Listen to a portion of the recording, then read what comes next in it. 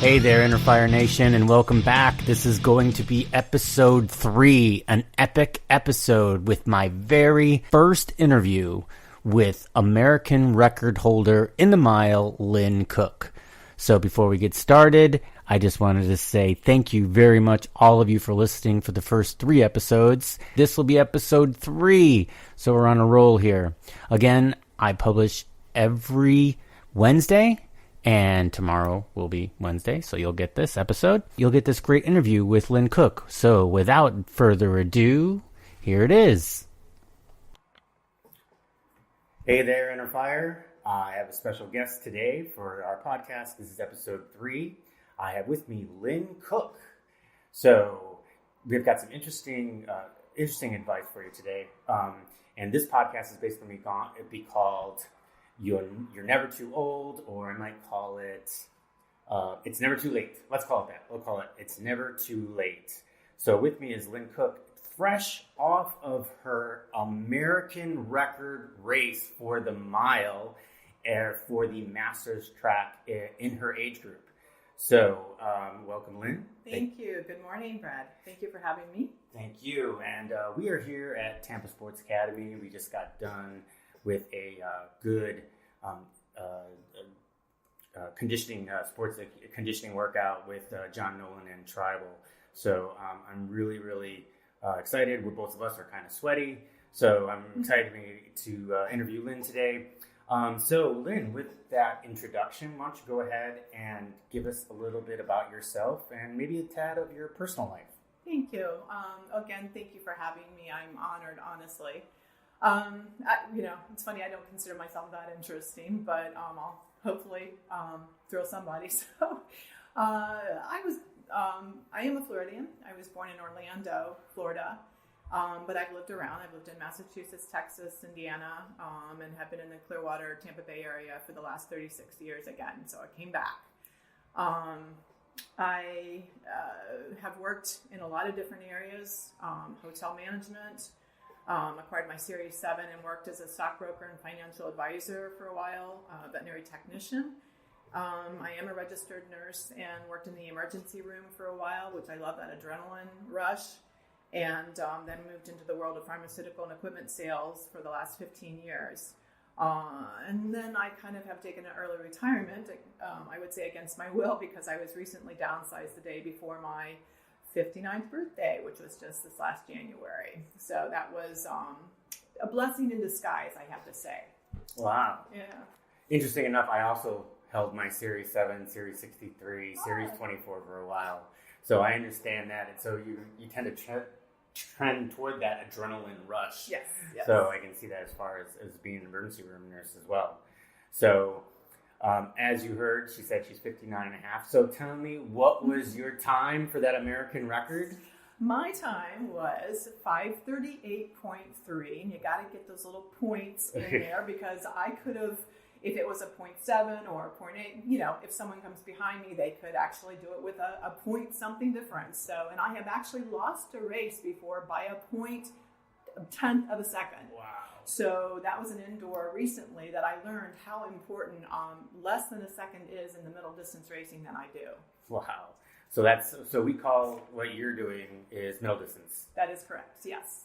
All right. So as you heard, folks, she said she turned 59 and she did a 5-minute, 38-second, 0.3 mile, which is amazing, because I am not in her age group, and I would have a problem doing a 5:38. So congratulations on that. That's fantastic. Thank you. So let's go back to the beginning as far as your personal life. But when and why did you start running? I want to take you back just because this is kind of funny to me, and it still stays in my mind. And that's why when people ask me, oh, have you been running all your life? You must have been running all your life. You've got the genes and so on. I laugh because I've always been athletic.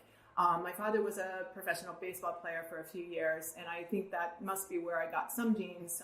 And he always promoted with my sister, my brother, when we were children, to get out, be active, be athletic, which we did. We loved it. We loved sports. So in school, junior high, high school, I just absolutely anything and everything. I was just always competitive. I tried out for, and it was, whatever was out there that my school offered, I went out for. I couldn't have enough. Well, I went out for the track team in junior high. And I still remember to this day, my coach, what he looked like. And when he said, we did a mile to try out. And he said to me, you aren't fast enough. You probably need to find another sport. So I did. And I never went back to running until I was older. But I remember finding other sports, gymnastics in the winter, snow skiing in the winter. In the summer, I would go horseback riding. I would swim. I would do anything and everything I could find, water skiing. So I always stayed active. And as I grew older, I continued, but just more adult sports. I bought a horse and learned to ride dressage. I actually got scuba certified and did scuba diving. So it was always something that got my interest, but it was not until I was age 50, on my 50th birthday, that it was a bucket list thing. And I had a girlfriend, actually several friends, who we decided to do the ING down in Miami for my 50th birthday. So I went down with them and they walked the half marathon where I ran it. I had a treadmill, which is what I trained on, if you want to consider it training. I had never heard of having a coach, at my age, nor I had no real running friends. These were walking friends. So me running a half marathon where I would, train per se on the weekends on my treadmill, running maybe 3 miles while watching TV, was not true training, but that's all I knew. I just didn't know any better.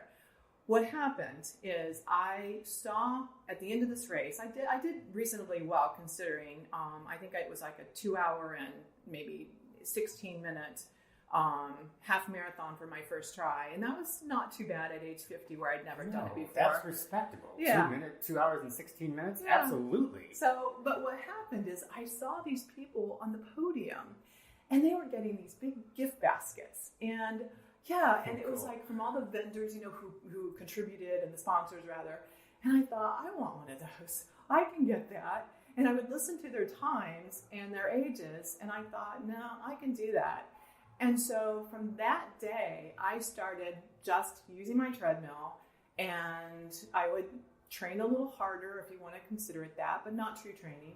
And I would start popping in and, doing the half marathons, maybe a couple a year, and then throwing in some 5Ks and then just doing local races. Again, I had no running friends really, and no running partner, and I did not have a coach, and I wasn't even training on the road yet. So this was not the way it's supposed to be done.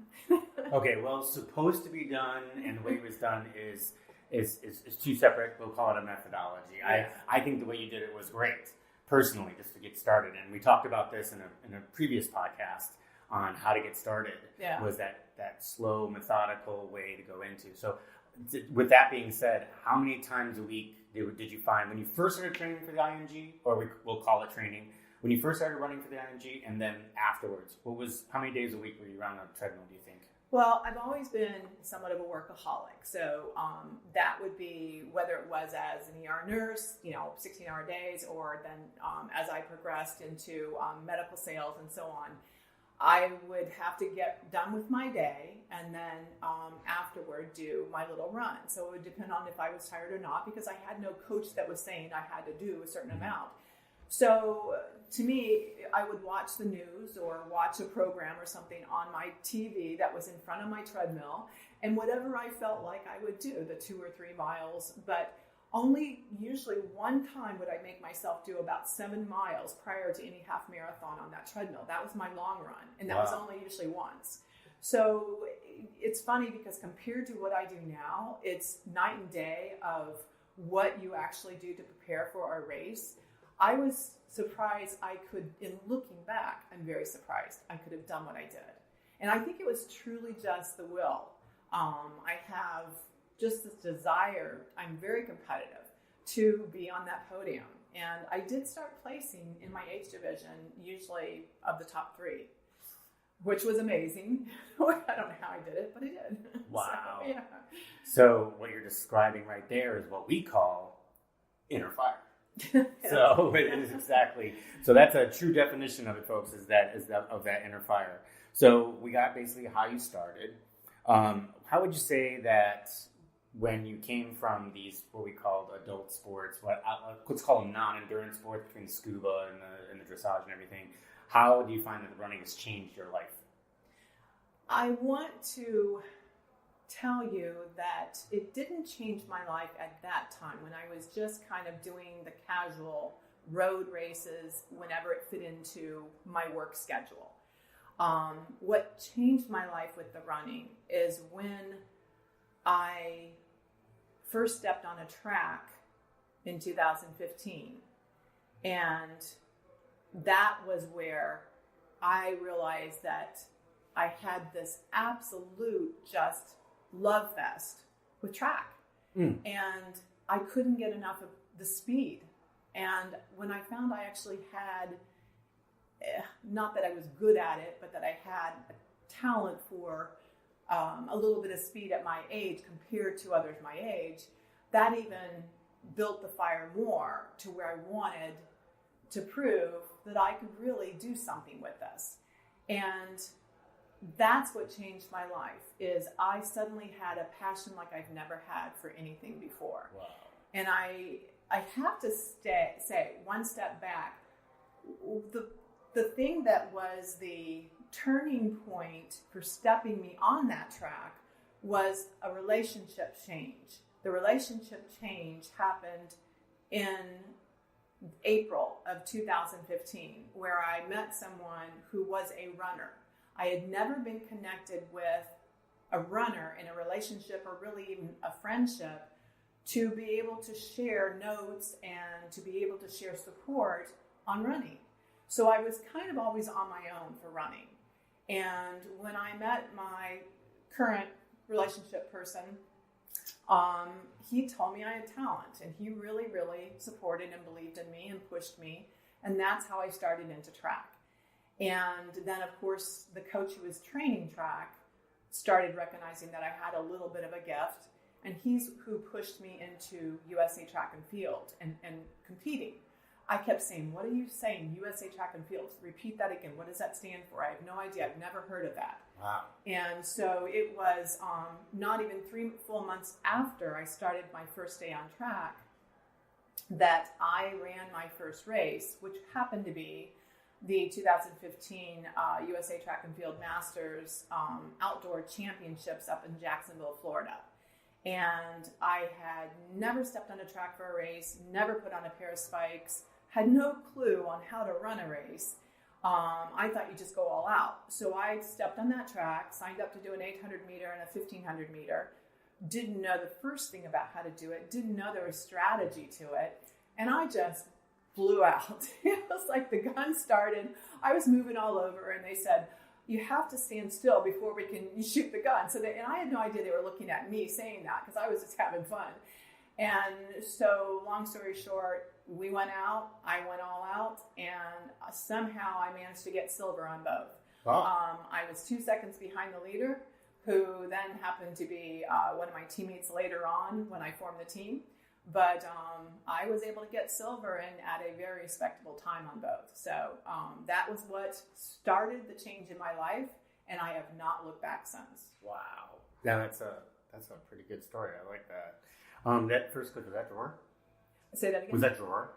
No. Oh, no, it wasn't. Okay. No, that was Dan Bergeson. Dan Bergeson. Yeah. Oh, Dan Run Bergeson. B. Yeah. Who used to do the van and the Yes. VO2 training stuff. Yeah. Mm-hmm. Yeah. So for all you Floridians out here, I mentioned Dror Vankin, who is a progressive track coach, and you can find him at progressiverunning.com, and he does a workout. He does 3 workouts a week.